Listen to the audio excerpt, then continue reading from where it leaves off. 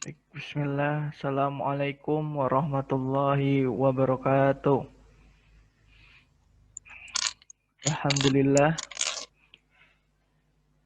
wassalatu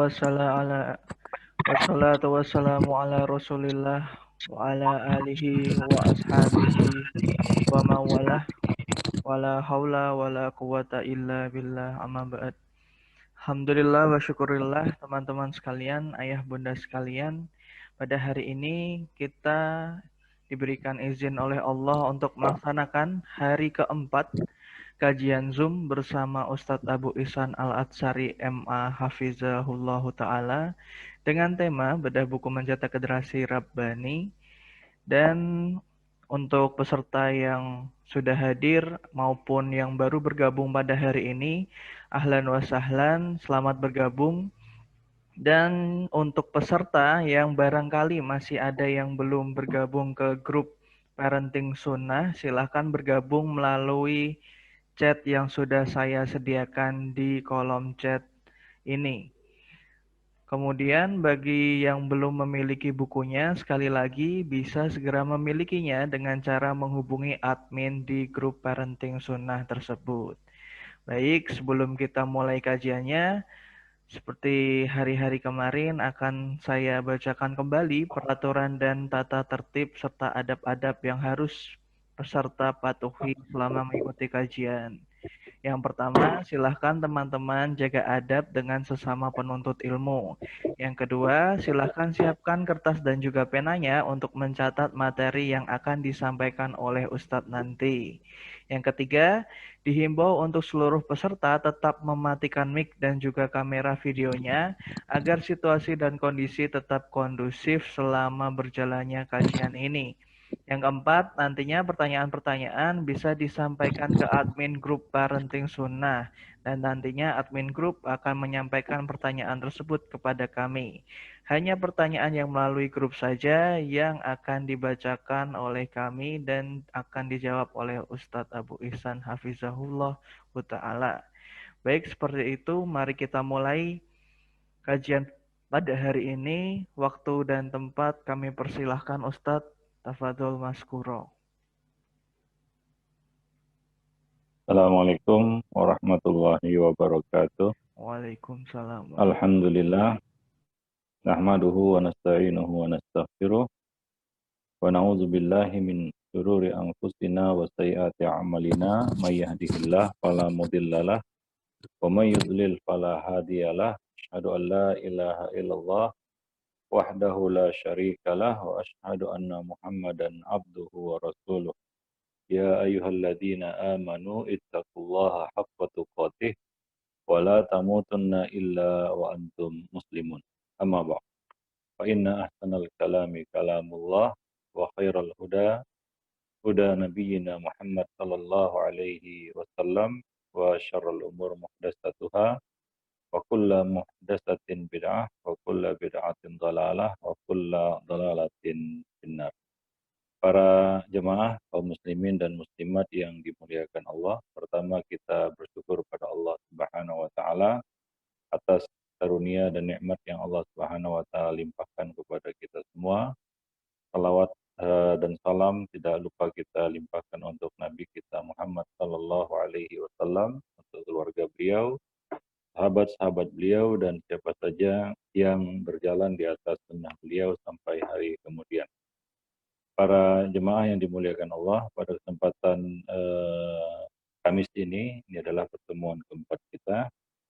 Kita akan melanjutkan pembahasan dari buku Mencetak Generasi Rabbani. Pada pertemuan yang lalu kita sudah berbicara tentang pentingnya pendidikan di dalam rumah ya. Kita menghidupkan suasana ilmu, suasana ilmiah, suasana belajar di rumah ya. Bahkan kalau bisa kita mengubah ya suasana bermain menjadi suasana belajar ya, bermain sambil belajar. Nah, ini adalah satu poin yang penting di dalam menuntut ilmu ataupun mendidik ya. Bukan hanya di dalam kelas atau di sekolah, tapi di berbagai momen, di berbagai tempat itu kita bisa ubah menjadi tempat pendidikan ataupun tempat untuk mendidik. Maka dari itu ya kita harus bisa menghidupkan suasana belajar itu dimanapun ya. Misalnya di dalam kendaraan, ya sedang bersama keluarga, itu bisa kita manfaatkan juga, ataupun di rumah atau sedang bepergian bersama keluarga dan lain sebagainya. Ya itu adalah momen-momen yang bisa kita manfaatkan untuk ya belajar dan menanamkan ya nilai-nilai ya, yang positif kepada anak-anak kita. Baik para jamaah sekalian, para ummahat dan para aba yang dimuliakan Allah. Kita akan lanjutkan pembahasan pada kesempatan pagi ini yaitu ya, mulai pendidikan. Ini ditanyakan sebelumnya apa yang harusnya pertama kali diajarkan, disampaikan kepada anak-anak ya, kepada anak kita. Ya, sebelumnya kita sampaikan ya perkataan Ibnul Qayyim bahwa perkara pertama yang harus kita sampaikan ya, kita berikan kepada anak-anak kita adalah pengetahuan tentang akidah. Ini perkara yang sangat dasar. Yaitu kita menanamkan dasar-dasar keimanan kepada anak. Ya. Dan ini adalah perkara yang sangat penting.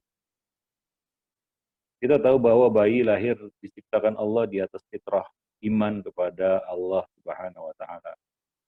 Manusia punya naluri untuk melakukan hal yang baik-baik dan menghindari yang buruk-buruk. Tapi bisa saja fitrah itu rusak. Ya. Mungkin karena faktor ya, eksternal ya yang ada di sekitarnya atau juga faktor internal. Maka dari itu fitrah yang sudah tertanam sejak lahir itu harus dipupuk dan dipelihara, dikembangkan, diperkuat, dipertegas melalui pendidikan. Nah, itulah pentingnya pendidikan. Manusia, kata Nabi, yuladu alal fitrah. Diciptakan di atas fitrah, lahir di atas fitrah. Dalam hadis yang lain Nabi juga mengatakan dalam hadis qudsi ya, inni khalaqtu ibadi hunafa kullahum. Sesungguhnya aku menciptakan, kata Allah ya, aku menciptakan hamba-hambaku itu dalam keadaan hanif, condong kepada kebaikan, kepada tauhid, dan menjauhi keburukan dan syirik. Allah Subhanahu wa taala mengatakan wa id akhadha rabbuka min bani adama min dhuhurihim dzurriyyatahum wa asyhadahum ala anfusihim alastu bi rabbikum qalu bala syahidna. Ini persaksian kita di hadapan Allah Subhanahu wa taala yaitu bala syahidna. Benar kami beriman kepadamu ya Allah. Dan anak lahir dengan membawa fitrah itu. Ini segel yang terpasang rapi pada anak-anak. Dan kewajiban orang tua kalian untuk menjaga segel tersebut. Maka perkara pertama yang harus kita tanamkan kepada anak adalah iman kepada Allah. Ya, mungkin ada satu surat yang bisa dihafal oleh siapa saja, bahkan oleh anak-anak kecil sekalipun, anak balita sekalipun, yaitu Qul huwallahu ahad, Allahus samad, lam yalid wa lam yulad wa lam yakul lahu kufuwan ahad. Ini surat Al-Ikhlas ya. Yang mungkin bisa dihafal oleh anak, walaupun anak ini baru bisa ngomong istilahnya. Yaitu masa atau fase di mana anak itu sampai kepada marhalah fase tamyiz, mumayyiz. Yaitu di mana dia bisa memahami ya, fahimal khitab wa raddal jawab. Dia bisa memahami perkataan dan dia bisa menjawab pertanyaan. Misalnya kalau ditanya siapa namanya, dia jawab itu namanya sudah mumayyiz.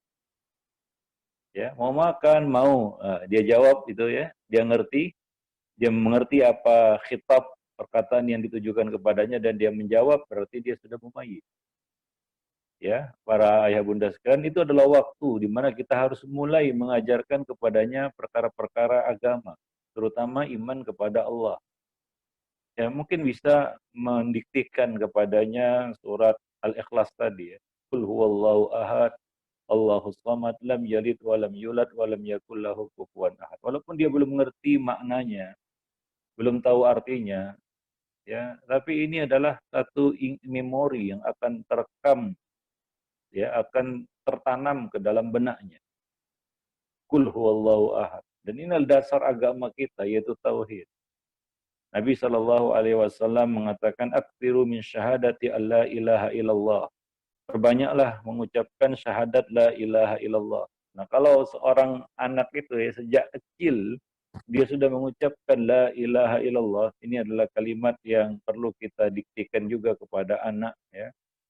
Dia mengucapkan kalimat syahadat la ilaha illallah. Kalau sejak kecil ya, dia mengucapkan kalimat itu, tentunya dia akan menjadi biasa dan akan banyak kalimat la ilaha illallah yang diucapkannya karena dia telah mengucapkannya sejak kecil. Mungkin beda ya dengan orang yang umur 25 tahun baru bisa mengucapkan la ilaha illallah karena baru masuk Islam. Ya, nah demikian. Maka Ibnu Qayyim mengatakan dalam kitab Ahkamul Maulud, ya, ketika anak mulai bisa bicara, hendaklah orang tua mendiktekan lafal kalimat la ilaha illallah Muhammadar Rasulullah. Dan hendaklah sesuatu yang pertama kali didengar telinga mereka adalah tentang ma'rifatullah, tentang tauhidullah, mentauhidkan Allah, mengenal Allah. Juga ajarkanlah kepada mereka bahwa Allah Subhanahu wa taala berada di atas arasy, melihat, mendengar perkataan hambanya, selalu bersama mereka dimanapun mereka berada. Maka dahulu orang-orang Bani Israel sering perdengarkan kepada mereka, kepada anak-anak mereka, kata Immanuel. Ya. Itu artinya Tuhan bersama kita. Ya. Maka wajar apabila nama yang paling dicintai Allah adalah Abdullah dan Abdurrahman. Sebab setelah anak paham dan mengerti arti kedua nama itu, ia pun menyadari statusnya sebagai hamba Allah dan bahwa Allah itu adalah Rabb-Nya. Nah, demikian ya penuturan dari Ibnu Qayyim al-Jauziyah di dalam kitab Ahkamul Maulud. Jadi jangan sampai telat ya kita menanamkan ya, karena iman, rukun-rukun iman itu perlu kita tanamkan. Maka jangan sampai telat ya menanamkan ini kepada anak. Nah, Nabi SAW ya pernah membonceng Abdullah bin Abbas. Waktu itu masih bocah ya, masih kecil. Nah, lalu Nabi berkata kepadanya, "Ya gulam, inni u'allimuka kalimat, ihfadillah yahfadka, ihfadillah tajidhu tujahak. Idza sa'alta fas'alillah wa idza ista'anta fasta'in billah. Wa'lam anna al-ummah law ijtama'at ala an yanfa'uka bi syai'in lam yanfa'uka illa bi syai'in qad katabahu Allahu lak. Walau ijtama'u ala an yadurruka bi syai'in lam yadurruka illa bi syai'in qad katabahu Allahu 'alaik. Rufi'atil aqlam wa jaffatis suhuf." Nabi berkata kepadanya, "Hai bocah, ya waktu itu umur Abdullah bin Abbas lebih kurang antara 10 dan 13 tahun ya. Antara 10 sampai 13 tahun. Ya mesti anak kecil lah ya. Nabi berkata kepadanya, "Hai bocah, aku akan mengajarkan kepadamu beberapa pelajaran. Beberapa kalimat." Ya, ada 3 pelajaran disampaikan Nabi di sini. Yang pertama adalah ini ihsan ya. Pelajaran ihsan. Ihfadillah ya yahfadhuka, ihfadillah tajidhu tujahak. Jagalah Allah, Allah menjagamu. Jagalah Allah, kamu akan dapati Allah di hadapanmu. Yaitu Allah Subhanahu wa taala akan senantiasa menyertai langkahmu, membantumu, melindungimu. Tapi itu semua hanya kamu dapatkan apabila kamu menjaga Allah. Ya, yaitu menjaga agamanya, menjaga perintah dan larangannya. Ini adalah pelajaran ihsan. Anta'budallah ka'annaka tara fa illam takun tarahu fa innahu yarak. Tapi dalam bahasa yang lain ya. Ihfadillah yahfazuka. Ihfadillah tajidhu tujahak. Jadi ini pelajaran akidah yang disampaikan Nabi kepada seorang bocah, Abdullah bin Abbas.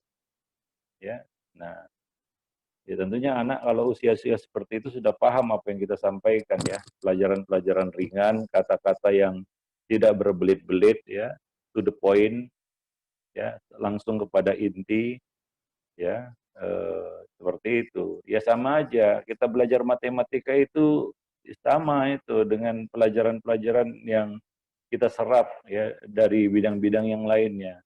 Ya, matematika itu kan perbedaan bentuk tapi persamaan nilai. Bentuknya beda tapi nilainya sama. Itu kan intinya matematika. Nah, beda matematika anak-anak dengan orang dewasa.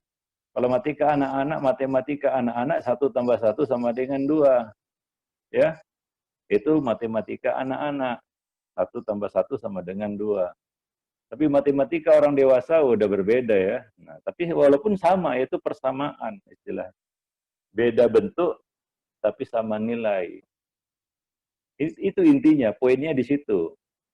Jadi sama juga di sini. Ya, Nabi mengajarkan tentang ihsan, tentang apa namanya ya, ya perlunya kita senantiasa muraqabah ya dengan kata-kata yang sederhana ini. Jagalah Allah, Allah jaga kamu. Kan simple ya, seperti 1 tambah 1 sama dengan 2 begitu. Ihfadillah tajidhu tujahak. Jagalah Allah, Allah akan melindungimu. Allah Subhanahu wa taala akan menolongmu, membantumu. Ya, kamu akan bersama Allah, Allah akan menyertai langkahmu. Simple, sederhana. Jadi anak-anak itu pelajarannya jangan jelimet itu ya. Mikir dulu dia baru dia bisa paham karena anak kekuatan nalarnya tidak seperti orang dewasa. Ya, kemampuan nalar anak-anak nggak seperti orang dewasa. Walaupun pelajarannya sama tentang ihsan, kalau kita mengajar tentang ihsan kepada orang dewasa mungkin berbeda ya redaksinya. Ya, seperti Nabi berkata kepada para sahabat, ya, al-ihsan an ta'budallaha ka'annaka tarahu fa illam takun tarahu fa innahu yarak. Itu kan kata-kata yang perlu dicerna dengan baik. Sehingga tahu intinya, poinnya apa. Kalau nggak tahu, banyak juga orang yang nggak ngerti apa maksudnya ihsan itu. Ya, nah demikian. Nah di sini sederhana sekali. Wahai bocah, jagalah Allah, Allah akan jaga kamu. Nah demikian para jemaah yang dimuliakan Allah. Jadi anak-anak itu suka kepada hal-hal yang simple, sederhana, to the point, dia tidak berbelit-belit. Ya, nah demikian. Kemudian apa kata Nabi? Lanjutkan pelajaran yang kedua. Ini pelajaran yang kedua yang disampaikan Nabi kepada Abdullah bin Abbas. Idza sa'alta fas'alillah. Jika kamu minta kepada Allah. Jika kamu minta pertolongan, wa idza sta'anta fasta'in billah. Ini juga simpel, sederhana. Ya, ini pelajaran yang sangat sederhana tentang tauhid. Tauhid itu adalah kamu minta kepada Allah. Ya, karena ya itu apa? Ibadah ya, tauhid yang dituntut oleh Allah atas kita kan tauhid uluhiyah. Dan itu adalah tauhid af'alil ibad, perbuatan hamba yang harus diesahkan untuk Allah semata. Yang paling penting apa? Doa. Maka di sini idza sa'alta, jika kamu minta sesuatu, minta kepada Allah. Jika kamu mohon pertolongan, maka mohonlah kepada Allah. Ya. Ini pelajaran tauhid ya, tapi dengan memberikan satu sampel contoh. Ya, dalam tauhid itu doa misalnya. Ya, boleh doa minta kepada selain Allah. Nah, maka di dalam surah Al-Fatihah kan yang disebutkan ibadah itu cuma satu, yaitu isti'anah. Iyyaka na'budu wa iyyaka nasta'in. Ya, nah demikian. Jadi ini adalah satu hal yang bisa mereka cerna, bisa mereka pahami dengan mudah. Ya, kalau ingin berdoa, maka berdoalah kepada Allah, karena ya kebanyakan syirik itu terjadi di dalam bab doa ini, ya, minta kepada selain Allah Subhanahu wa taala. Ya, nah demikian.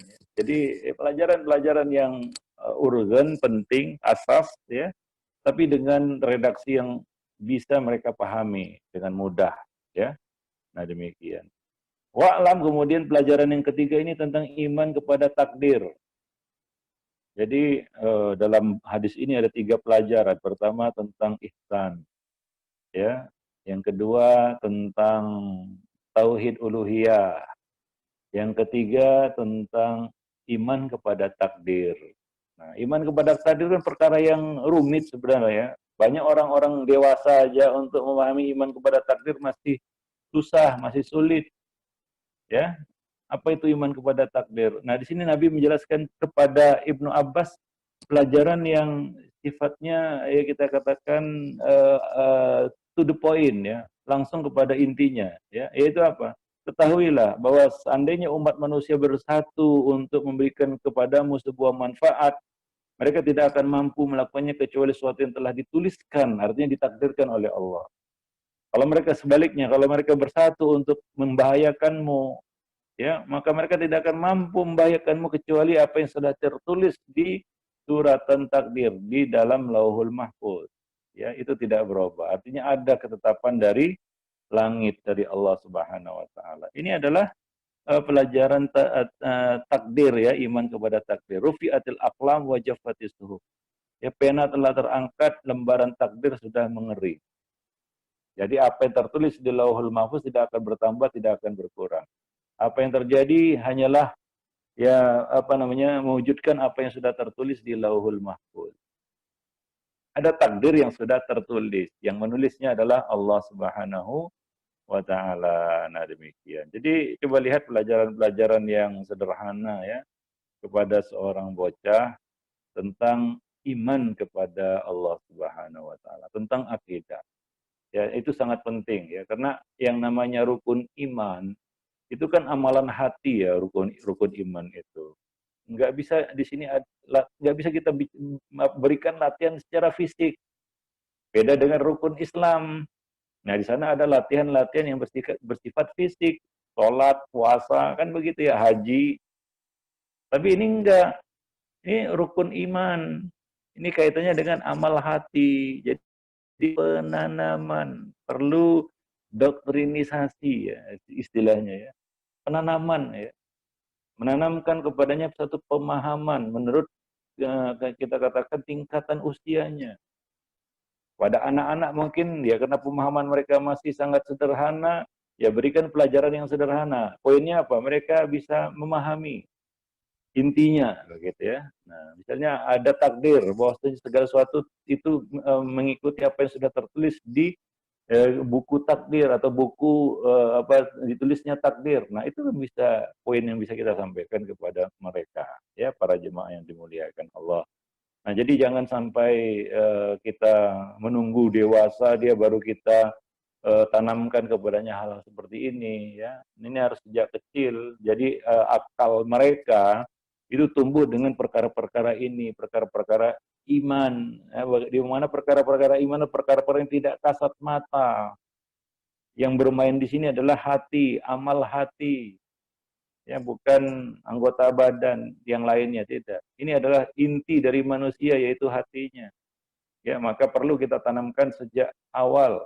Dan tentunya ini adalah pelajaran yang mesti disampaikan oleh para orang tua.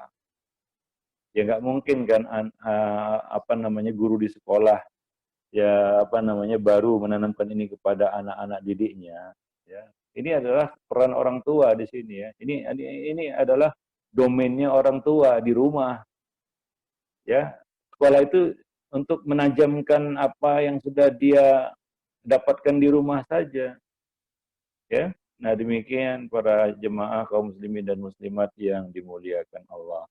Nah, kemudian perkara-perkara gaib lainnya seperti iman kepada malaikat. Nah, ini kita harus bisa juga, ya, menyampaikan ini kepada anak-anak kita bahwa di sekitar kita ada makhluk lain. Bukan hanya kita, tapi ada makhluk lain yang bernama malaikat. Di sana ada jin. Ya, ini kita perkenalkan kepada anak-anak supaya mereka tahu, ya, bahwa ada perkara gaib yang tidak kasat mata, yang harus juga mereka imani. Karena iman kepada perkara gaib ini adalah dasar dari iman ya, di dalam agama kita. Alladzina yu'minuna bil ghaib. Ya, yang orang-orang yang beriman kepada perkara-perkara yang gaib. Nah, ini anak-anak juga harus terbiasa untuk percaya kepada perkara-perkara yang tidak kasat mata, yang tidak nampak oleh pandangan mata mereka, ya, malaikat, jin juga ya. Misalnya ya, kita selipkan ya pelajaran-pelajaran iman ini di dalam pelajaran-pelajaran keseharian. Contohnya doa ya, sebagai contoh ini ya. Ya, doa mau masuk WC, anak-anak kan tahu itu ya. Allahumma inni a'udzubika minal khubusi wal khaba'is. Jangan hanya hafal doa itu saja. Ya, perlu juga ditanamkan kepada mereka. Kenapa mereka baca doa itu? Ya, siapa al-khubusi wal khaba'is? Itu kan jin yang nggak kasat mata. Ya, bahwa ada setan-setan yang mengganggu manusia. Setan-setan yang jahat, jin-jin yang jahat. Maka perlu berdoa kepada Allah, ajarkan doa itu. Ya, kadang-kadang kan kita mengajarkan doa-doa kepada anak, ya, tapi tidak ada maklumat di balik doa itu.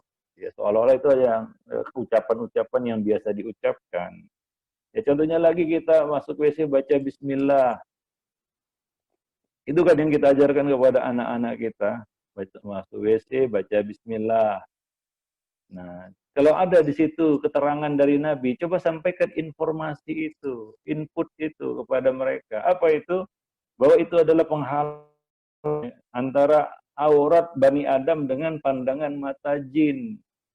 Bahwa jin itu memperhatikan, melihat aurat manusia, memelototinya, ya, mengganggunya dengan pandangan mereka. Maka untuk menutupi aurat kita dari pandangan mata makhluk yang tidak kasat mata itu atau jin itu adalah dengan membaca Bismillah. Ya, jadi ketika kita mengajarkan ya doa-doa yang diajarkan Nabi itu, kalau ada ya sesuatu yang bisa kita ajarkan berkaitan dengan perkara gaib kepada mereka, ajarkan. Ya, nah demikian. Misalnya kita ya ini menyisipkan ya kita katakan pelajaran-pelajaran iman ya, penanaman rukun iman kepada mereka ya, kepada anak-anak ya. Nah demikian. Misalnya ya sebelum tidur baca ayat kursi misalnya atau baca doa. Ya, maka setan tidak akan mampu mengganggu sampai pagi kan begitu ya. Nah, jadi ini kita ajarkan supaya mereka tahu bahwa di sana ada makhluk-makhluk gaib. Perkara-perkara gaib yang nggak dapat dilihat mata, tapi kehadiran mereka itu ada. Mungkin kan anak pernah diganggu ya. Salah satu gangguan waktu kita tidur adalah mimpi buruk. Nah itu kan dari setan kata Nabi. Mimpi buruk itu dari setan. Maka mungkin anak kan pernah merasa juga. Atau pernah mengalami pasti dia mimpi buruk kan. Dia cerita sama orang tuanya saya mimpi apa gitu ya. Jadi di sini bisa kita manfaatkan untuk menanamkan bahwa itu dari setan. Ya, itu gangguan setan. Ada makhluk yang nggak nampak namanya setan, jin ya, yang mengganggu manusia. Tujuannya adalah untuk menanamkan kepadanya pelan-pelan ya, sedikit demi sedikit imannya kepada perkara gaib. Nah, demikian para jemaah sekalian ya. Nah, jadi ini perlu kita tanamkan sejak dini. Demikian juga iman kepada kitab suci, iman kepada para rasul ya. Ini bisa kita tanamkan sejak dini kepada anak-anak. Demikian juga iman kepada hari kiamat ya. Demikian juga ya terakhir tadi ini perkara yang penting juga untuk ditanamkan kepada anak adalah iman kepada takdir. Ini agak rumit ini iman kepada takdir ini ya. Dan ini perlu kita katakan terus kita sampaikan kepada mereka masalah iman kepada takdir ini. Ya kadang-kadang anak itu kan sering ngamuk dia karena apa yang diinginkannya tidak terjadi kan begitu ya. Nah, kalau kita berhasil ya menanamkan iman kepada takdir yang benar kepada anak, dia nggak akan ngamuk kalau apa yang diinginkannya tidak tercapai, tidak terlaksana. Ya, dia mulai mengerti bahwa ada kehendak di atas kehendak manusia. Misalnya contohnya begini ya, ya kita bisa mengajarkan lewat beberapa ibadah-ibadah, contohnya mengajarkan kepada anak sholat istikharah. Saya bagi contoh nih ya, gitu, saya kasih contoh aja. Sholat istikharah, ya itu kan sholat yang dilakukan ketika seorang ingin melakukan bertekad ingin melakukan satu pekerjaan. Misalnya contohnya kita mau jalan-jalan, contoh ini, mau jalan-jalan ke puncak, ya jalan-jalan ke puncak. Ini udah dipesan hotelnya, udah dipersiapkan segala sesuatunya. Anak-anak pun sudah tahu dan mereka senang ini. Ini mau ke mau wisata ke puncak. Nah, Nabi mengajarkan sholat istikharah ya. Idza hamma ahadukum bil amri, jika salah seorang dari kamu ingin bertekad melakukan satu pekerjaan atau satu perkara, maka hendaklah falyarka ini, dia mengerjakan sholat istikharah 2 rakaat ya. Kemudian dia membaca doa istikharah yang antum mungkin bisa lihat di buku doa ya, doa istikharah gitu ya. Nah, ini salah satu sunnah yang diajarkan Nabi. Nah, ketika kita mengajarkan ini kepada anak ya, melatih anak untuk mengerjakan sholat istikharah, itu kan ada ada satu pelajaran yang luar biasa di dalam doa istikharah itu. Ya, intinya adalah artinya ya di dalam doa itu, jika perkara yang aku lakukan ini adalah baik untukku, maka mudahkan dia. Ya, takdirkan dia untukku dan mudahkan urusan itu terjadi. Nah, jika sebaliknya maka jauhkan itu. Itu kan isi doa itu ya, doa istikharah itu. Nah, ini perlu kita sampaikan kepada anak ya, kenapa kita harus melakukan doa istikharah, apa isi doa istikharah. Ya, supaya nanti kalau terjadi sesuatu yang menghalangi niat tersebut, mereka mengerti bahwa Allah tidak menghendaki, mungkin ada sesuatu yang lebih baik. Ya, mungkin nggak jadi ke puncak, ya, liburannya dialihkan, ya, misalnya menghabiskan waktu di rumah saja. Mungkin ada halangan, bisa aja. Ya, misalnya begitu mau pergi mobilnya mogok misalnya. Wah, itu kan kalau anak itu nggak ngerti, nggak bisa, belum memahami takdir sama sekali, ngamuk dia itu. Wah, ngamuk-ngamuk dia, di rumah pun dia nggak terima, dia nangis jerit-jerit minta pergi kan gitu ya, harus pergi ya. Ini kan orang tua yang jadi repot kan gitu ya. Kadang-kadang ada halangan tiba-tiba apa? Ya, kalau mobil bisa lah kan begitu ya, ganti sama mobil lain. Ya. Tapi kalau misalnya puncak ditutup misalnya, PSBB misalnya, nggak bisa pergi sama sekali. Hotel yang sudah di booking harus cancel misalnya, karena hotelnya tutup. Ya, kan bisa saja terjadi halangan-halangan seperti itu. Kalau anak itu sudah mengerti pelajaran takdir, ya, dia nggak ngamuk dia.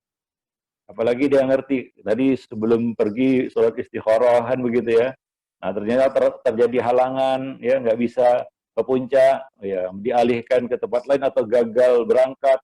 Wah, dia mengerti, wah ini mungkin yang terbaik. Ya, tidak pergi adalah yang terbaik, karena tadi sudah sholat istikharah.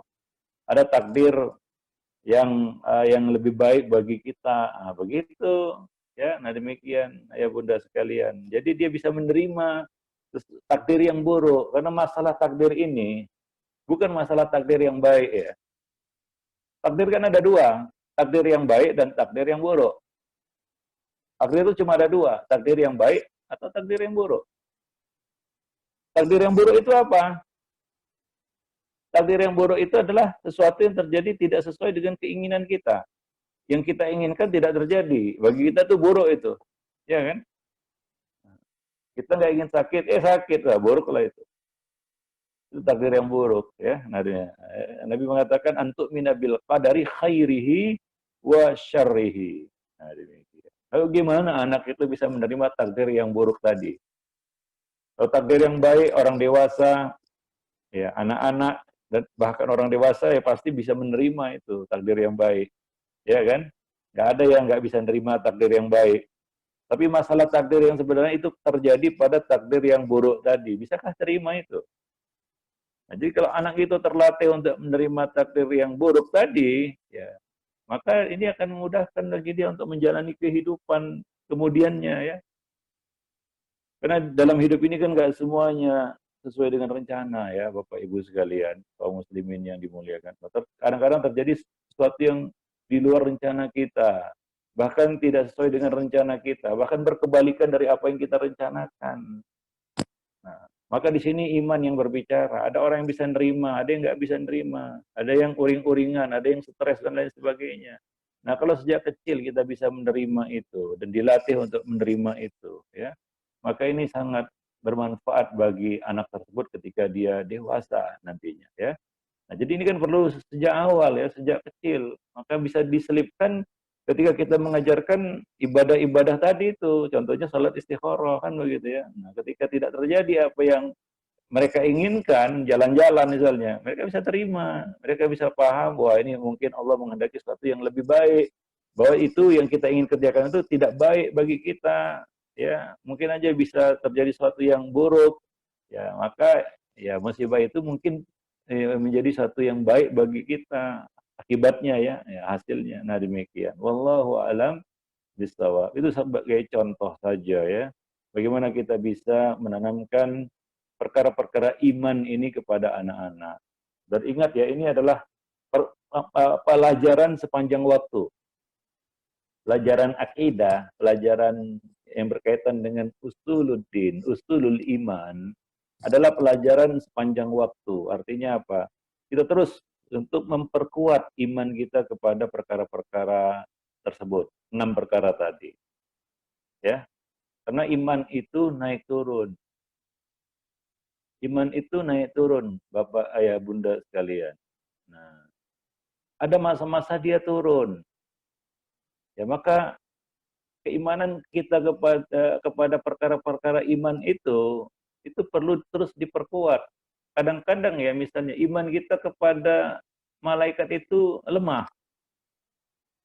Ya, seolah-olah kita tidak percaya ada malaikat yang bertugas melakukan tugas-tugas mereka seperti yang diperintahkan Allah. Ya, bahwa ada malaikat ya yang mencatat amal perbuatan, tapi seolah-olah kita merasa perbuatan kita nggak dicatat.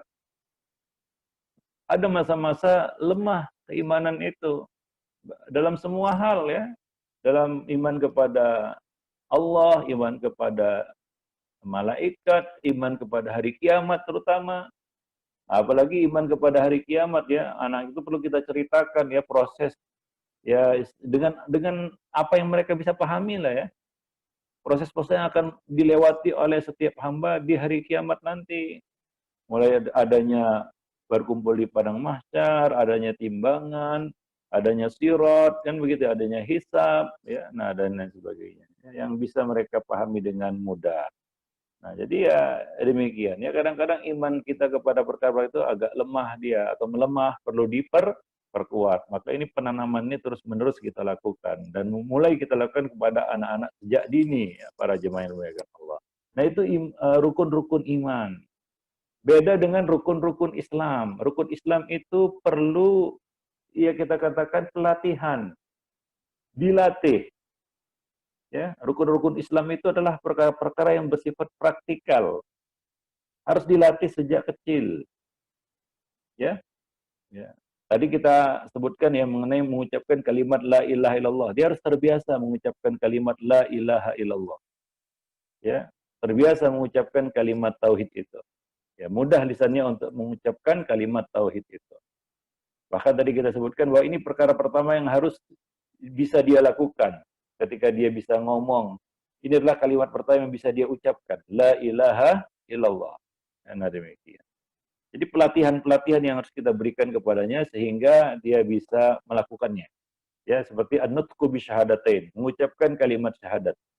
Ya mungkin anak-anak kecil itu belum sempurna dia mengucapkannya, tidak mengapa. Terus dia dilatih ya supaya dia bisa mengucapkannya secara fasih. Ya, secara fasih. Nah demikian. Nah demikian. Baik. Kemudian misalnya pembelajaran salat. Ini adalah rukun Islam yang kedua, yang agama ya. Wa umuduhus shalah kata Nabi. Nah ini juga perlu dilatih, diberikan motivasi ya, diberikan contoh, dibimbing, dituntun untuk mengerjakan sholat itu dan senang kepada perkara tersebut. Senang sholat gitu ya. Maka Nabi menyuruh kita untuk memerintahkan, membimbing, mengajak anak-anak sholat di usia 7 tahun. Muru auladakum bis sholati wa hum abna'u sab'i sinin. Suruhlah anak-anak kamu mengerjakan sholat saat mereka berusia 7 tahun. Wadribuhum 'alaiha wa hum abna'u asyri sinin. Pukullah mereka karena meninggalkan sholat saat mereka berusia 10 tahun. 10 tahun ke atas baru boleh dihukum. Ya, di bawah itu nggak perlu dihukum ya. Nah, demikian. Artinya dari usia bisa dia meniru ya, mengikuti gerakan sholat ya, nggak harus 7 tahun, lebih cepat lebih baik ya. Tapi jangan sampai lebih 7 tahun ya, karena itu telat ya. Itu penanamannya, stressingnya adalah bagaimana dia suka sholat. Itu intinya. Maka Nabi melarang kita untuk memukulnya di usia di bawah 10 tahun. Ya, tujuannya apa? Agar mereka tidak benci sholat. Ya, mereka menyenangi sholat karena mereka tidak ada beban hukuman. Ya, ingat ya, vonis juga hukuman. Misalnya kita banding-bandingkan dia dengan anak lain. Wah, kamu lihat tuh si fulan. Nah, itu kan sebenarnya satu bagi anak-anak itu nggak bagus ya, membandingkan anak kita dengan anak yang lain. Ya, nggak perlu dibanding-bandingkan. Nanti dia kecil hati. Ya, jadi terus saja dia sholat. Walaupun sholatnya masih ya namanya anak-anak. Mungkin sholat subuhnya jam 7 pagi. Jangan dimarahi, jangan dipukul, jangan diejek, dihina, terus saja.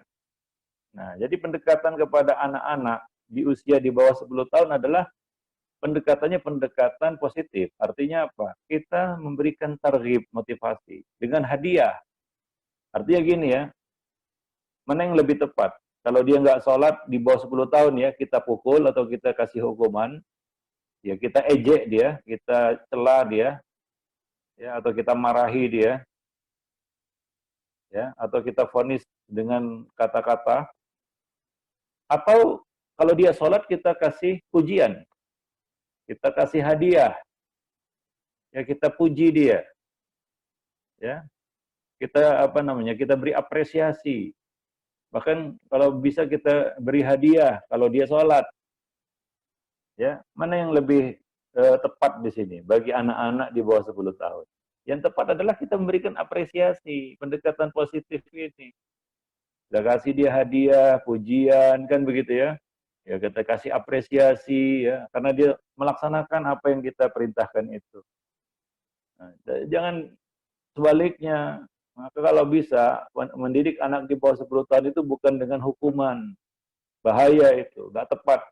Kalau karena sholat saja dia jangan dihukum, apalagi karena hal-hal yang lain. Ya, pendekatan yang harus kita berikan kepada anak adalah dengan memberikan apresiasi, motivasi, ya, hadiah. Nah, sebagian orang tua ada yang salah kaprah. Ustadz, kalau dia dikasih hadiah nanti dia nggak ikhlas.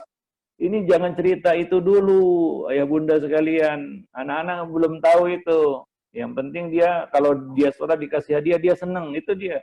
Dia senang sholat. Maka dia dalam hatinya dia mengatakan, oh, karena sholat ini saya dapat hadiah ini. Ya, anak-anak kan seperti itu. Yang penting dia terbiasa sholat dan senang sholat. Nanti ada waktunya dia mengerti kenapa dia harus sholat. Kan begitu ya. Nah, tapi kalau pendekatannya hukuman, nggak sholat dia kita hukum, kita celah, kita vonis, apa yang terjadi? Dia benci sholat nanti. Gara-gara sholat aku diejek, dipukul, dihina, dibanding-bandingkan dengan anak yang lain, dan lain-lain sebagainya. Dia benci sholat. Kalaupun sholat dia terpaksa, karena banyak juga anak-anak yang sholat itu karena tekanan orang tua aja, karena disuruh orang tua aja. Kalau nggak disuruh orang tua dia nggak suka sholat. Ya, nah karena nggak tertanam cinta sholat dari kecil, mungkin ada trauma di sana. Anak-anak itu ada mengalami trauma ya atas apa yang mereka alami ya waktu kecil gitu. Ya, terutama hukuman yang bikin anak itu trauma. Ya, hukuman itu membuat anak trauma. Ya, ada banyak efek buruk dari terlalu berlebihan memberikan hukuman. Salah satu dampak buruknya adalah anak itu tidak takut lagi dengan hukuman. Apa indikasinya? Dia tidak taat kepada peraturan. Itu adalah satu efek dari orang tidak takut hukuman. Dia tidak taat sama peraturan. Itu aja. Ya maka lihatlah manusia Indonesia yang enggak taat peraturan, yang enggak takut melanggar peraturan. Karena mereka memang sudah kenyang hukuman. Mereka tidak takut dengan hukuman. Maka mudah untuk melanggar peraturan. Mendapatkan hukuman bukanlah suatu hal yang luar biasa dalam hidup mereka. Suatu hal yang biasa. Maka wajar, normal. Nggak normal kalau nggak dihukum begitu. Ya, nah jadi ini suatu hal yang buruk nantinya. Maka itu dari itu ya pendidikan di bawah 10 tahun itu jangan berisi hukuman. Kalau bisa kita mendidik anak dari usia 0 sampai 10 itu tanpa hukuman. Ayah bunda sekalian, coba itu yang belum punya anak atau yang akan punya anak, coba ya diterapkan mendidik anak dari usia 0 sampai 10 tanpa hukuman.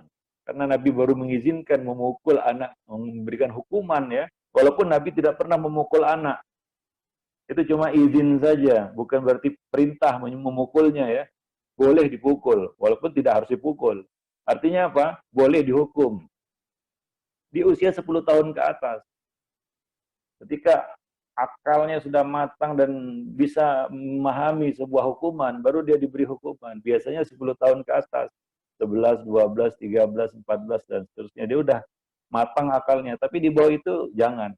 Jangan dikasih hukuman dulu. Ya, alangkah bijaknya kalau kita memberikan pendidikan kepada anak-anak di bawah 10 tahun itu dengan hadiah. Kasih hadiah. Seperti pelatihan puasa ya, yang dilakukan oleh para sahabat. Ya, puasa ini rukun Islam yang kedua ya. Melatih anak untuk berpuasa. Ini kan berat bagi anak-anak. Kenapa? Ini menahan makan dan minum. Lalu apa yang dilakukan oleh para sahabiyah dulu? Seperti yang diceritakan oleh Rubai binti Muawiz. Ya, dia mengatakan pada hari Asyura, Rasulullah mengutus seseorang untuk menyampaikan pesan ya kepada seluruh perkampungan kaum Ansor. Bahwa siapa yang tidak berpuasa hendaklah menghabiskan sisa harinya dengan berpuasa. Karena siapa yang berpuasa sejak pagi hari hendaklah dia menyempurnakan puasanya. Maka kami pun berpuasa dan mengajak anak-anak kami agar turut berpuasa.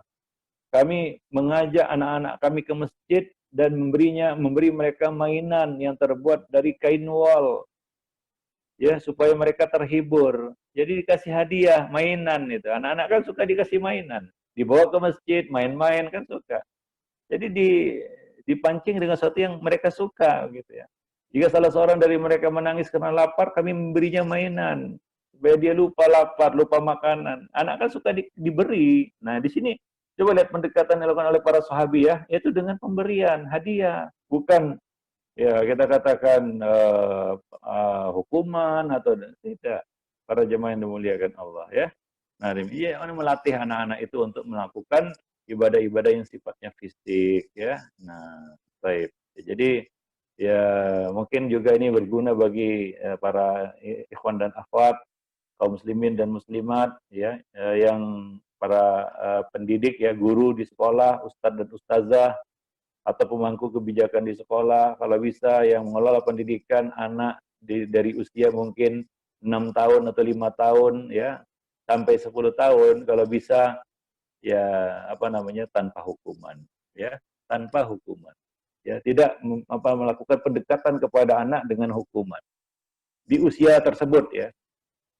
Ya, tapi apa yang kita lihat di pondok, di sekolah ya, anak itu dijejali dengan hukuman, dijejeli dengan hukuman itu.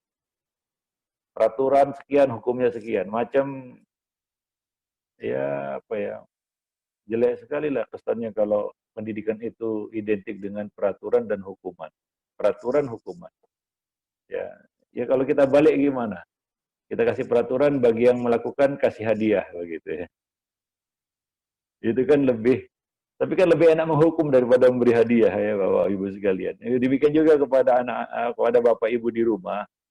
Kalau ingin anak itu taat kepada peraturan, mengikuti apa yang kita perintahkan, coba pendekatannya dengan hadiah. Ya. Saya bicara di sini usia di bawah 10 tahun ya. yang belum bisa menalar sebuah hukuman. Ya kadang-kala anak di atas usia 10 tahun saja itu perlu juga kita lebih mengedepankan pendekatan positif daripada negatif tadi. Yaitu apa? Ya kalau bisa ya seimbang antara memberikan hukuman dengan memberikan hadiah. Antara kita memvonisnya dengan hukuman-hukuman, ada menghukumnya dengan vonis-vonis, ya, dan memujinya, memberikan apresiasi yang baik, positif kepadanya jika dia melakukan apa yang kita perintah. Misalnya anak remaja kita ya, dia berkata jujur. Nah ini harus diapresiasi. Dia melakukan apa yang kita perintahkan. Artinya apa? Misalnya ya kita perintahkan dia untuk membatasi diri dari HP misalnya. Dia melakukan itu ya. Maka kasih apresiasi. Nah ini kadang-kadang anak melakukan apa yang kita perintahkan, ya kita diam saja. Seolah-olah ya apa namanya, tidak ada keistimewaan dia melakukan apa yang diperintahkan itu, peraturan yang dibuat itu. Sementara kalau dia melanggar peraturan itu dia dihukum. Ya, nah ini nggak seimbang antara apa namanya hadiah dan hukuman. Para bunda sekalian, para ayah ibu sekalian, ya, nah demikian. Demikian juga pembiasaan sedekah, yang membiasakan dia untuk memberi bawa tangan di atas lebih baik daripada tangan di bawah. Memberi walaupun itu yang sederhana, yang sedikit ya nilainya. Nah demikian ya. Nah kemudian haji dan umroh, nah ini bagi yang mampu tentunya ya. Bagi yang mampu ya kalau ada rezeki, kalau kita bisa memberkatkan umroh ya kita dan anak-anak kita, yaitu yang baik ya. Karena mereka bisa melihat ya suasana yang lain di apa namanya di dua tanah suci ya. Mereka akan lihat pemandangan Ka'bah, Masjidil Haram, Safa Marwah dan siar-siar yang ada di tanah haram. Itu akan membekas dalam hati mereka. Ya, mereka mendengarkan kalimat talbiyah, mereka lihat orang-orang yang tawaf, lihat orang-orang yang berdoa, orang yang bertaubat di ya apa namanya di depan Ka'bah ya. Nah, jadi itu adalah suatu hal pelajaran ya yang bisa mereka petik dari perjalanan haji dan umroh. Jadi samping orang tua juga dapat pahala.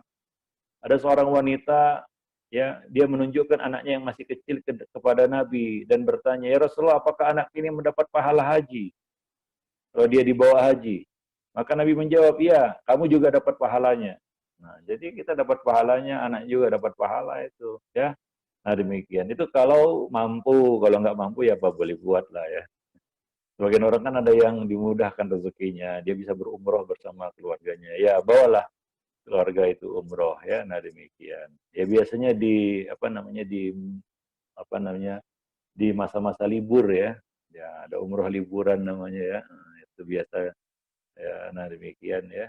Nggak usah paket-paket yang mewah ya. Yang penting ya pemandangan keberadaan mereka di sana itu cukup menjadi suatu pelajaran yang berharga bagi mereka di dalam hidup mereka.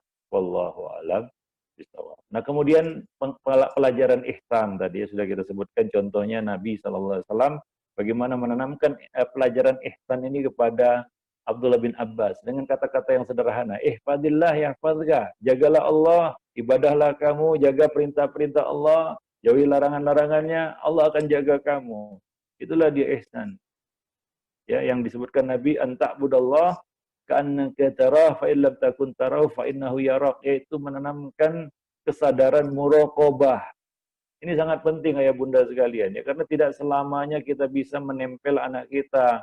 Tidak selamanya, tidak setiap waktu kita berada di dekat di sisi anak kita. Nah, lalu apa yang kita andalkan ketika mereka tidak berada di sisi kita?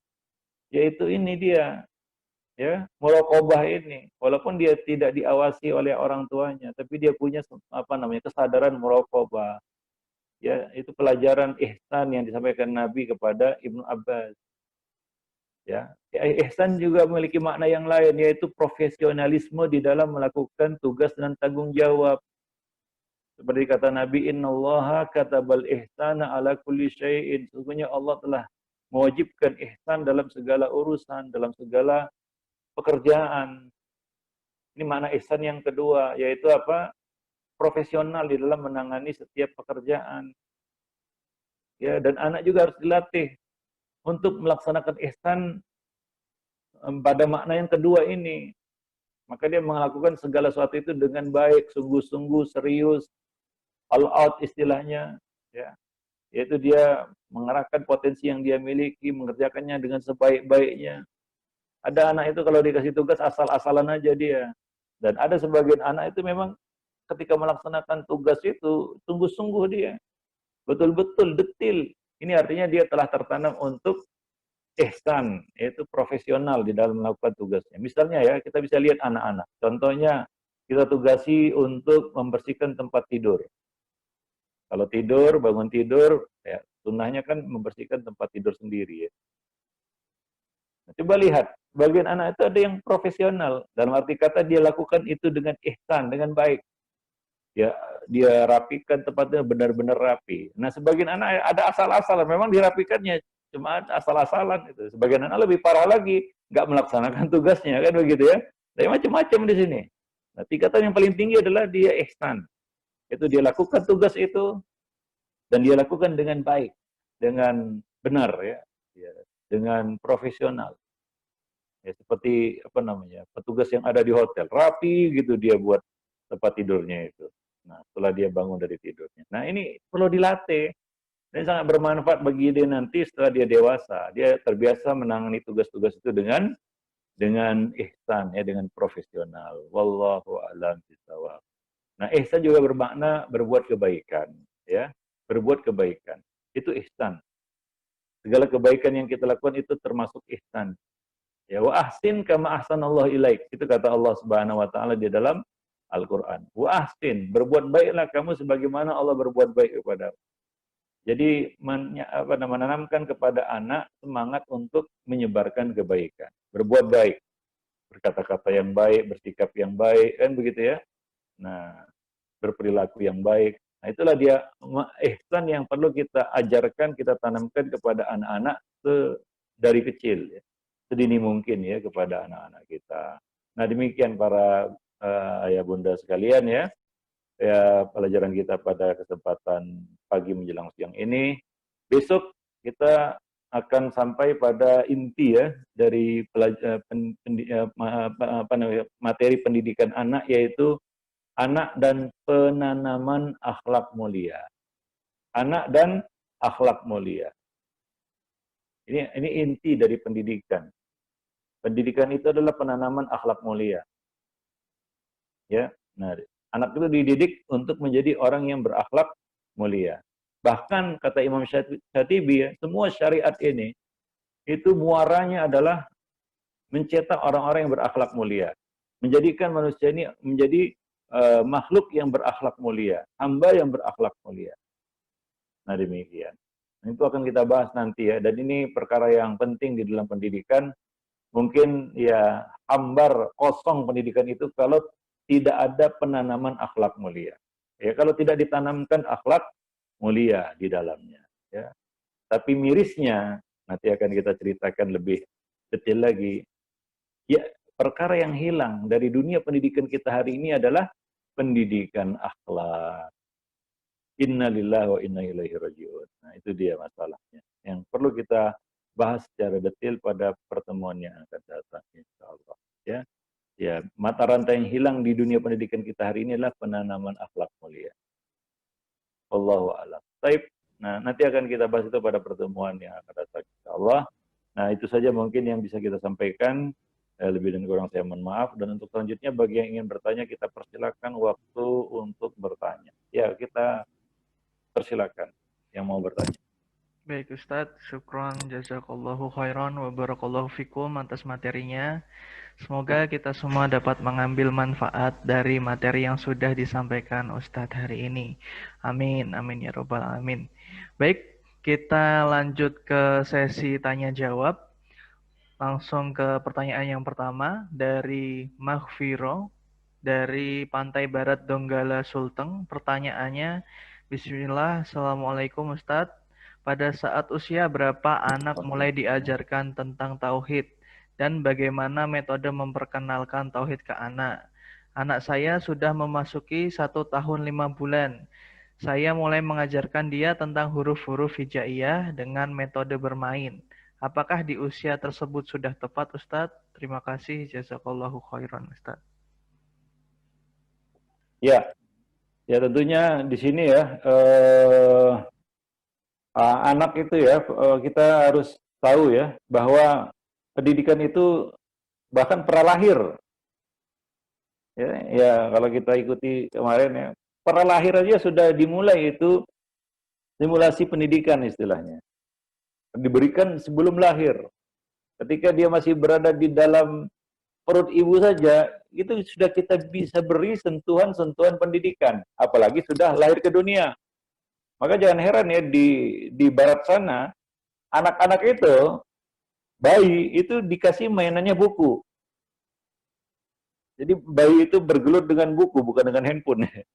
Ya dikasih buku sebagai mainan begitu ya. Walaupun dia nggak baca buku, hanya sekedar untuk menanamkan kepadanya pengenalan tentang buku. Walaupun dia nggak baca buku, ya tapi dia dikasih mainan buku itu. Jadi dia main-main buku bolak-balik buku itu ya.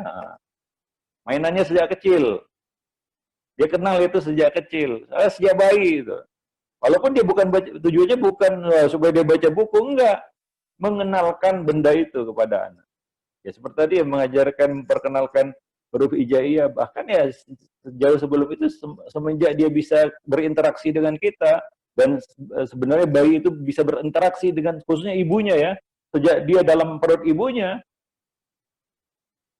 apalagi sudah lahir begitu ya. Ibu kan paling dekat hubungan batinnya dengan anak.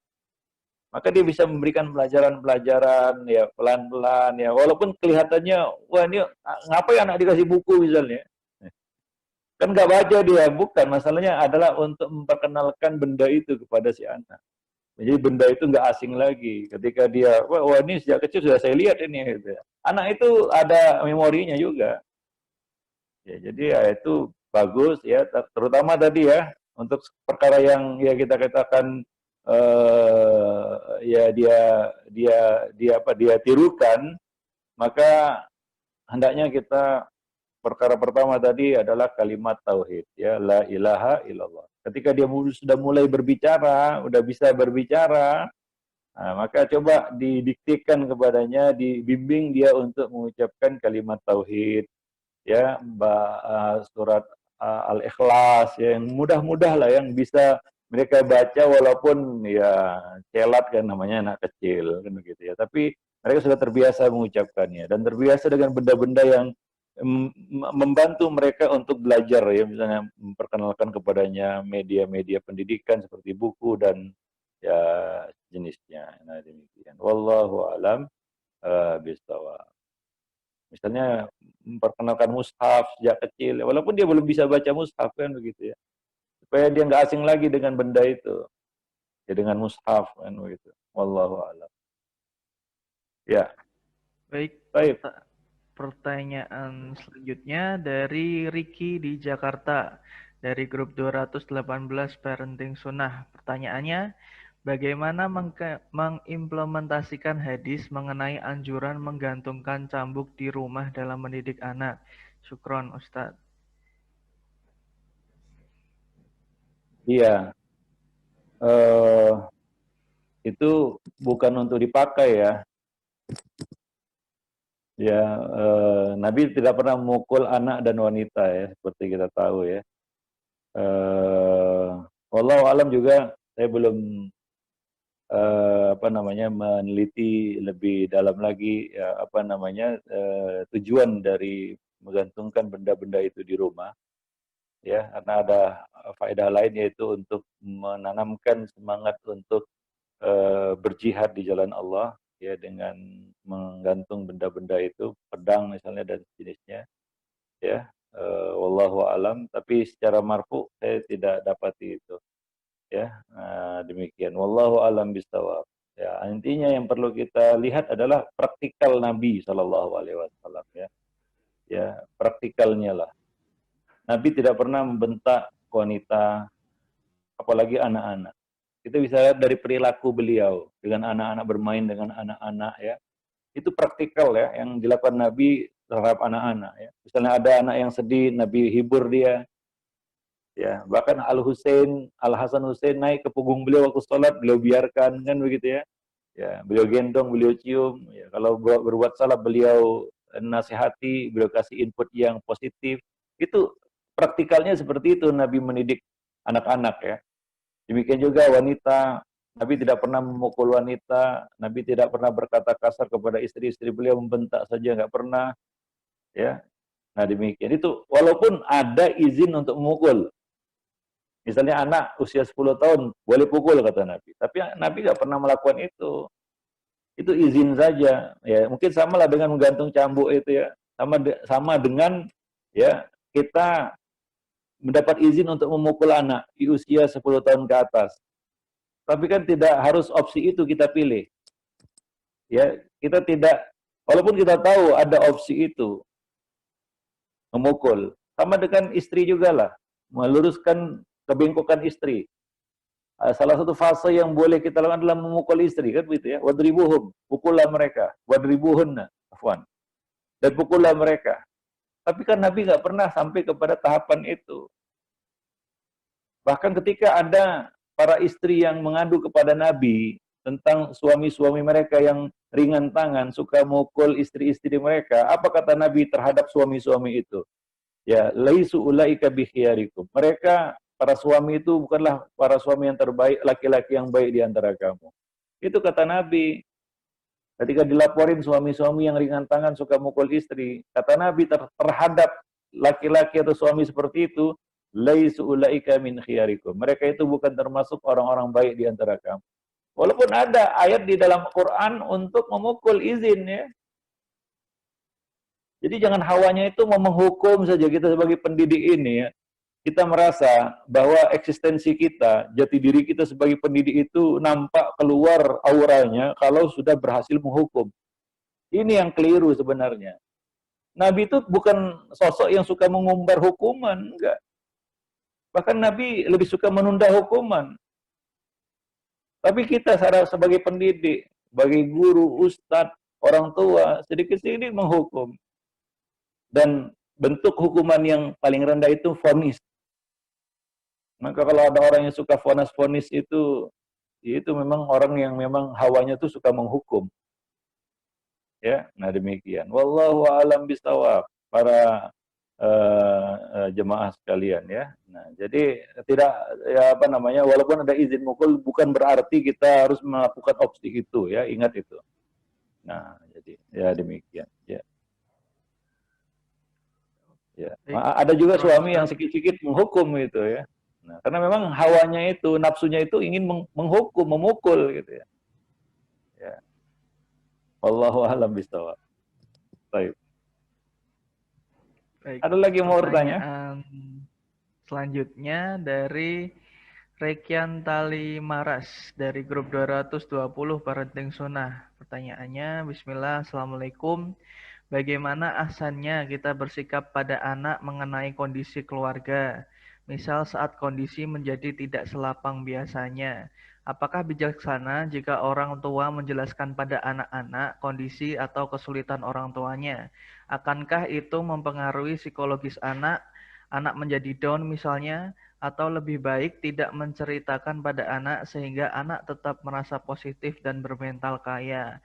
Namun anak sering meminta hal-hal yang berlebihan. Jazakumullahu khairan, Ustaz. Ya, sebenarnya tidak ada urgennya juga kita cerita tentang kondisi keuangan keluarga, kondisi kantong kita kepada anak kan begitu ya. Cuma ada pelajaran-pelajaran lain yang perlu kita tanamkan. Baik waktu kantong kita tebal, sampai kondisi ketika kantong kita tipis. Yaitu misalnya tentang pelajaran qanaah, sabar, kan begitu ya. Nah, itu kan pelajaran yang terus-menerus kita berikan kepada si anak, menanamkan ya hal-hal itu kepada anak ya. Ya, kalau anak kecil mungkin bisalah disabar-sabarin kan gitu, nggak ngerti juga kan begitu. Tapi kalau anak remaja ini kadang-kadang dia nggak bisa terima itu. Kalau bisa misalnya biasa kita kasih uang jajan Karena biasanya anak-anak remaja kan sudah dikasih uang saku ya. Biasanya dikasih satu hari bisa 10.000, tiba-tiba cuma dikasih ya 2.000 kan begitu ya. Yang biasanya warna merah sekarang jadi warna abu-abu kan gitu ya. Nah itu kan ya shock itu dia kan gitu ya. Ini contoh ini kan gitu. Tapi kalau dia terus ya kita berikan bukan hanya waktu sempit kita cerita qanaah, cerita sabar, ya kadang-kadang kan jadi konotasinya jadi negatif kalau waktu-waktu seperti itu kita bicara sabar dan qanaah begitu ya. Nah, ini paling mau ngeles ini ayah ini. Tapi kalau kita cerita itu, kita tanamkan itu sejak ya dan mulai dari apa namanya kondisi misalnya kondisi kita sedang di atas ya dilatih untuk bersyukur dengan yang sedikit kan begitu ya, sabar terhadap yang kurang, qanaah menerima apa yang Allah berikan ya. Nah, dan dibiasakan dia hidup qanaah juga ya. Ya, sederhana, tidak berlebihan, tidak hambur-hambur harta, ya tidak boros ya. Dia bisa nerima kondisi di mana ketika itu kita sedang mungkin sedang di bawah kan begitu ya. Nah, kita jelaskan juga masalah takdir ya. Ini penting tadi kita penanaman tentang takdir ya, iman kepada takdir ya. Bahwa tidak selamanya kita di atas, ada kadang-kadang kita di bawah. Bacakan firman Allah, tilkal ayyam nudawiluha bainan nas, itulah hari-hari yang dipergilirkan kepada manusia. Ada masa di atas, ada masa di bawah, itulah dia ketetapan takdir ya, supaya dia bisa nerima itu kan begitu ya, dan dia tidak terkejut. Ini bukan hanya kepada anak, kepada istri juga itu perlu ya. Bahkan diri kita aja perlu pelajaran seperti itu sebenarnya untuk menerima kondisi yang nggak terduga kan begitu. Seperti masa-masa sekarang ini, masa pandemi ini kan gitu ya. Ya kita tahu sendirilah ada yang di PHK dari pekerjaannya, ada yang berkurang pendapatannya, ya secara drastis, ya macam-macam lah ya kita katakan. Nah disinilah perlunya ya pelajaran-pelajaran itu. Ya kalaulah di masa-masa seperti ini, masa pandemi ini kita bicara qanaah sabar ya, paling-paling dia mengatakan dalam hati ya ini ayah ngeles ini, ya nggak ada duit ya ceritanya seperti ini. Gitu ya. Nah, waktu ada duit nggak cerita seperti itu kan gitu ya. Nah, ya jadi demikian. Pelajaran itu sepanjang hayat ya sepanjang waktu kita berikan kepada mereka. Wallahu a'lam bishawab. Nah, menceritakan secara detail kondisi itu nanti kesannya seolah-olah kita mengadu itu ya. Ngadu sama anak. Ini ayah gini gitu. Dia menjadikan gitu ya. Nah, jadi bukan pelajaran itu yang perlu dia dengar dari ayahnya gitu. Tapi pelajaran hidup gitu. Tentang qanaah, tentang zuhud, tentang sabar, tentang syukur ya, iman kepada takdir yang buruk tadi kan gitu. Itu yang perlu itu. Itu yang sebenarnya yang bekerja, bukan aduan kita. Aduh, ayah sekarang dipecat. Itu dia pun nggak ngerti mau buat apa. Ya kan? Ayah dipecat ya udah ayah dipecat gitu ya. Ayah kehilangan pekerjaan, ayah kehilangan pendapatan, dia nggak ngerti juga. Mau buat apa pun dia nggak ngerti. Tapi pelajaran-pelajaran itu perlu. Qanaah, sabar, syukur, ya iman kepada takdir yang buruk, bagaimana bisa menerima takdir yang enggak enak kan begitu ya, mengajarkan doa-doa alhamdulillah ala kulli hal ya, itu adalah doa yang diajarkan Nabi ya, ya kalau anak itu bisa biasa ya mengucapkan alhamdulillah ala kulli hal, uang jajannya berkurang dia pun mengucapkan alhamdulillah ala kulli hal, kita pun lega dengarnya kan gitu ya.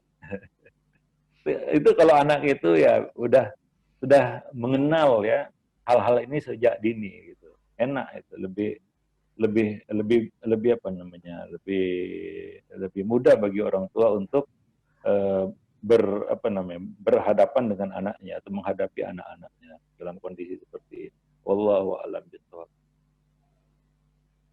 Baik, Ya, ada pertanyaan lagi. selanjutnya dari Anissa Ayu dari grup 220 Parenting Sunnah. Pertanyaannya terkait pembahasan tentang menjadikan rumah suasana ilmu, contoh alat pendidikan yang dilarang seperti apa ya Ustadz? Apakah buku-buku dengan anggota badan yang lengkap juga termasuk yang dilarang?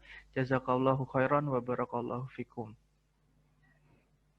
Tidak ya, Syalbani sudah membicarakannya di dalam buku Tuhfatul Adabuz Zifaf ya, bahwa untuk pendidikan, untuk pelajaran, gambar-gambar itu tidak jadi masalah untuk kepentingan pendidikan ya. Ya, untuk kepentingan pendidikan ada gambar itu, gambar makhluk yang bernyawa sekalipun ya itu tidak jadi masalah untuk kepentingan pendidikan. Ada beberapa kepentingan, misalnya untuk mencari orang hilang. Ada kan ada fotonya di situ. Kalau enggak ada fotonya gimana orang tahu ini orang hilangnya gimana gitu ya. Orang dicari misalnya, itu kepentingan. KTP misalnya, perlu identitas ya, ada paspor misalnya, gambarnya buram gitu kan nggak diterima. Atau gambarnya nggak ada gitu, cuma siluet aja kan nggak diterima. Ya, itu untuk kepentingan-kepentingan tertentu perlu gambar. Ya bisa pelajaran sholat, ya perlu gambar yang utuh ya supaya dia tahu gerakan sholat gimana. Nggak perlu dipotong-potong itu satu maslahat yang membolehkan hal-hal yang sebelumnya dilarang tadi. Maka Nabi membiarkan Aisyah main boneka. Boneka bukan gambar lagi. Boleh untuk anak-anak untuk menajamkan fitrahnya sebagai seorang ibu ya. Ya, maka dia main-main dengan boneka, hanya bonekanya jangan boneka telanjang lah ya, boneka yang Islami gitu maksudnya ya. Nah demikian. Jadi itu dibolehkan Nabi membiarkan Aisyah main boneka dumia. Gitu. Nah, ya kan? Nah, jadi untuk kepentingan seperti itu nggak jadi masalah para jemaah yang membiarkan Allah.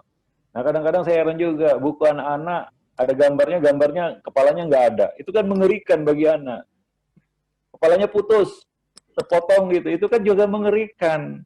Jangan-jangan dia nanti salah ngambil pelajaran dari situ. Ini kok orang potong-potong gini. Ya gitu kan gitu. Jadi nggak apa-apa, utuh, lengkap. Nggak jadi masalah itu. Saya pernah mengkritik buku-buku anak-anak yang terpotong kepalanya.